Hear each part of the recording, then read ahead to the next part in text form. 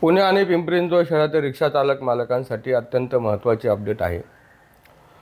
पुणे आरटीओच्या वतीने रिक्षा चालकांनी ड्रेस घातला पाहिजे, अन्यथा त्यांच्यावरती कारवाई करण्यात येईल अशा प्रकारचे निर्णय घेतला आहे। ड्रेस बाबतीत तुम्हाला सर्वांना माहिती आहे, महाराष्ट्र रिक्षा पंचायतने अशी भूमिका घेतली होती की आम्हाला जोपर्यंत कल्याणकारी मंडळ आम्हाला जोपर्यंत आमचे लाभ मिळत नाहीत तोपर्यंत आम्ही ड्रेस घालणार नाही। परंतु बंधूंनो, आता कल्याणकारी महामंडळ जाहीर झालेला आहे आणि सरकारने 65 वर्षावरील रिक्षा चालकांना 10,000 रुपये देण्याची घोषणा केली आहे।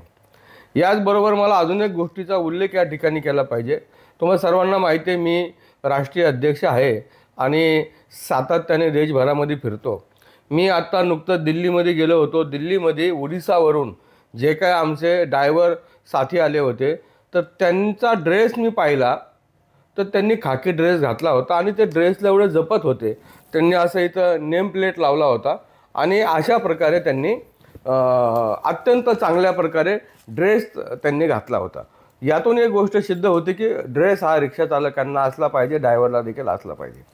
आता यामध्ये जो काही ड्रेस कोड आहे तो नीट समजून घेऊन आपण त्याप्रमाणे ड्रेस घालावा अशी आपली भूमिका आहे।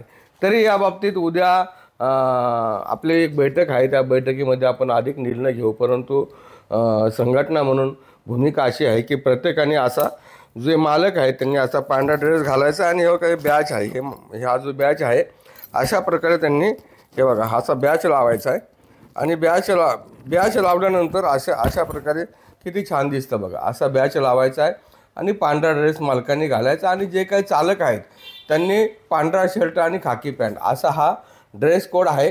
यामध्ये आपली भूमिका अशी आहे की चालकांना खाकी ड्रेस असला पाहिजे, कारण की चालक हे नेहमी धुळ्यामध्ये, पावसामध्ये, वाऱ्यामध्ये असतात आणि गॅरेजचे काम वगैरे करतात। त्यामुळं हा जो पांढरा ड्रेस आहे तो नेहमी खराब होतो, त्याला ऑइल लागतं, त्याला ग्रीस लागतो, त्यामुळे तो खराब होतो, त्याचे डाग निघत नाहीत। त्यामुळे त्यांच्यासाठी खाकी ड्रेस असावा ही मागणी आपण करणार आहोत। परंतु आत्ता जी अपडेट आलेली आहे तर त्या अपडेटचा आपण स्वीकार करून त्या निर्णयाचं आपण स्वागत करूयात आणि रिक्षा चालकांनी ड्रेस घातला पाहिजे ही भूमिका आपण घेऊयात।